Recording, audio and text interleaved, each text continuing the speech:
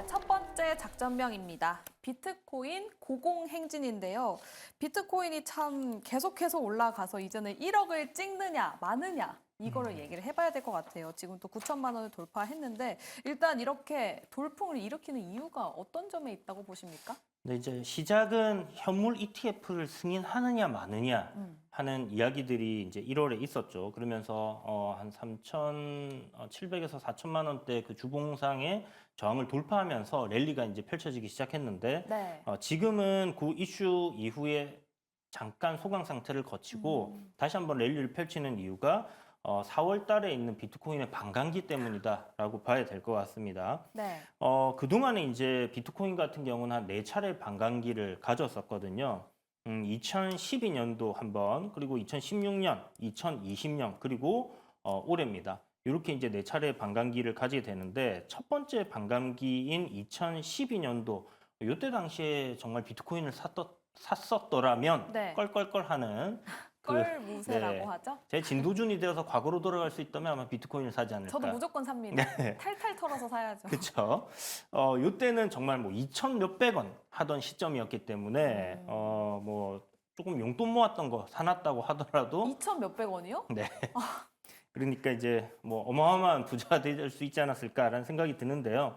어쨌든 그때 이제 반감기가 접어들면서 상승이 나오고 반감기 이후의 상승까지 이제 우리가 1년 뒤에 상승까지 생각을 해보면 대략적으로 한 7,700% 이상의 급등이 이제 나왔습니다. 그리고 2016년에 이제 반감기에는 한 899% 그러니까 대략 한 9배 정도의 이제 상승이 반감기 이후의 1년까지 반감기 전 1년 가격과 반감기를 거치고 반감기 이후에 1년까지 요 가격의 상승을 보는 거거든요. 네. 그때 이제 대략 한 9배 정도 상승이 나왔고요. 그리고 2020년도죠. 요때 여러분들 잘 아실 겁니다. 증시도 굉장히 강했었고 팬데믹 때.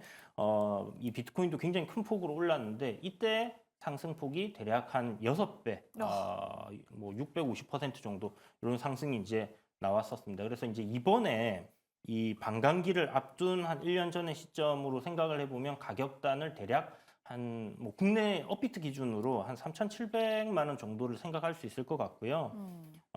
지금까지 이제 이야기를 쭉 드려보면 네. 반감기 때마다 급등을 했어요. 오. 했는데 첫 번째 반감기 대비해서는 두 번째는 조금 그 상승폭이 물론 어마어마한 상승이지만 네네. 줄어들었다라는 거고 그 다음 반감기는 이거보다 또 조금 줄어들었다는 거죠. 그러니까 70배가 올랐고 그 다음에는 거의 10배가 올랐고 그 다음에는 한 6배가 올랐습니다. 네. 이번에는 과연 이것보다 더 오를 수 있을 것인가 하는 게 이제 관건이고 저는 이제 대략적으로 한 4배 정도? 4배. 예, 이렇게 계속 조금씩 줄어들었으니까. 조금 줄어들어가는 그런 부분들을 보고 이제 금액단이 굉장히 이제 높아지고 있기 때문에 그런 부분을 생각해 보면 한 4배 정도가 적정하지 않겠나라고 생각하지만 이제 월가의 전문가들 있죠. 네. 특히 이제 돈나무 누나 같은 분들께서는 12만 불 뭐 이렇게 얘기를 하고 계시거든요. 그 이제 환율로 계산을 해본다면 1억은 훌쩍 넘어가는 1,500만 원 이상의 금액이 될 가능성이 높다라는 부분이고 사실 지금 업비트 기준으로 하면 뭐 국내 비트코인은 신고가를 달리고 있는 그런 상황입니다. 네. 그런데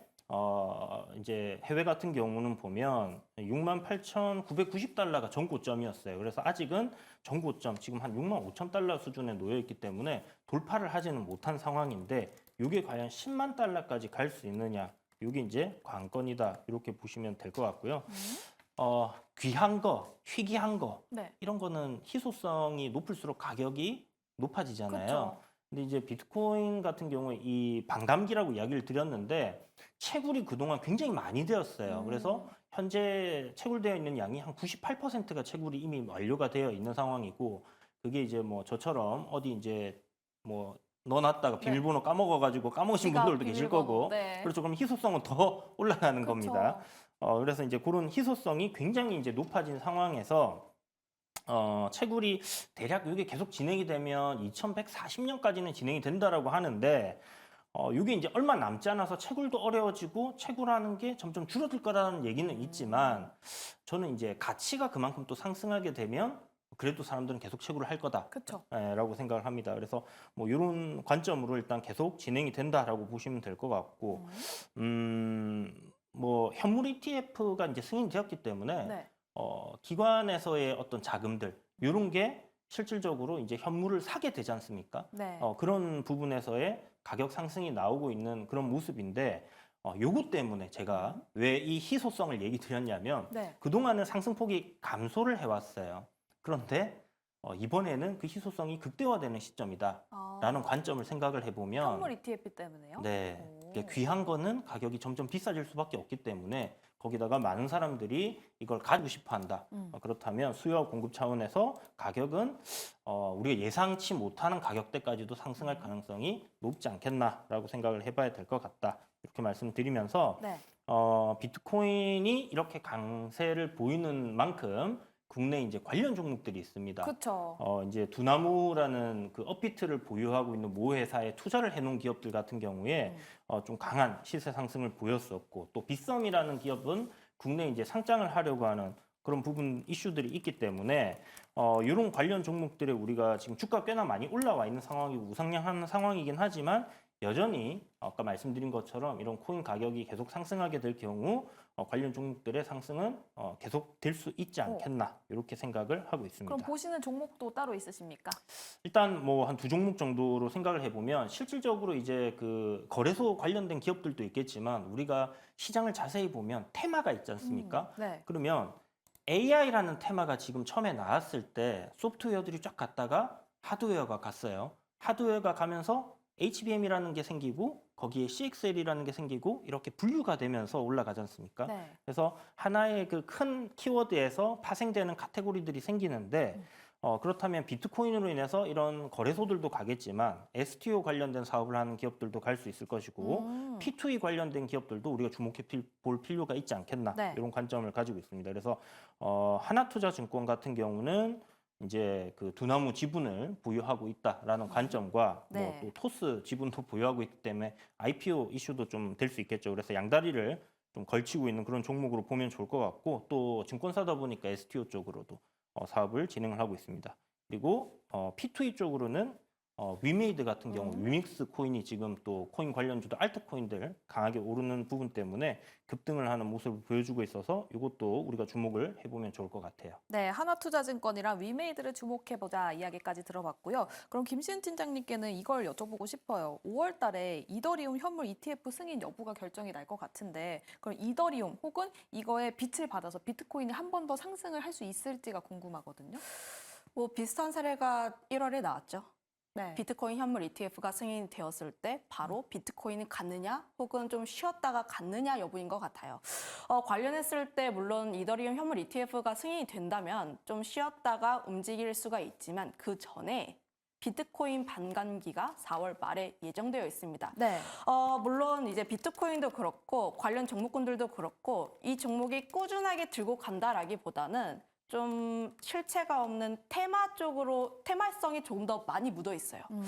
그런 부분에서 봤을 때 지금 비트코인을 투자하시는 분들도 그렇고 일정 매매라든지 혹은 기간 매매를 하시는 분들이 굉장히 많습니다. 그러면 4월 말에 비트코인 현물 그 반감기가 시작이 되면 네. 그때 일부 차익을 하시는 분들도 꽤 계실 것으로 예상하고 있어서 저라면 이제 비트코인이 그때 그 전에 약간 쉬어가고 오히려 비트코인 이더리움 현물 ETF가 승인이 되었을 때 다시 한번 좀 관심 있게 보는 그런 전략이 맞지 않을까라고 보여지고 있는데 우선 비트코인 관련과 했을 때는 우리나라의 관련 종목군들 굉장히 잘 설명해 주셨어요. 네. 그런데 지금 비트코인 관련 종목군들 좀 지분 관련했을 때 연관성이 있는데 우리기술투자라든지 혹은 하나투자증권이라든지 지분이 그렇게 많지는 않습니다. 네.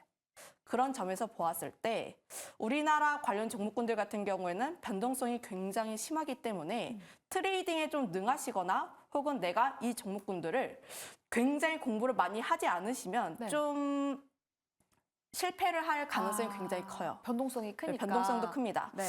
특히 뭐 우리기술투자라는 종목을 제가 좀 관심 종목으로 가지고 오긴 했는데 네. 관련했을 때 이 종목의 특징이 종가에 매수하기 좋은 종목입니다. 그래요? 지금 차트의 흐름을 좀 보면서 설명을 해보면 이 종목 같은 경우에는 좀 쉬었을 때 시간 외에서 좀 갭 띄어서 상승을 하고 그때 버티는 흐름들이 좀 꽤 길어요. 그때가 약간 시초 한 10분 정도 때가 고가일 확률이 조금 더 높습니다. 네. 특히 시장의 흐름이 좋았을 땐 이런 흐름들이 굉장히 잘 나왔고 아니면 뭐 미국 증시가 좀 박살이 났다.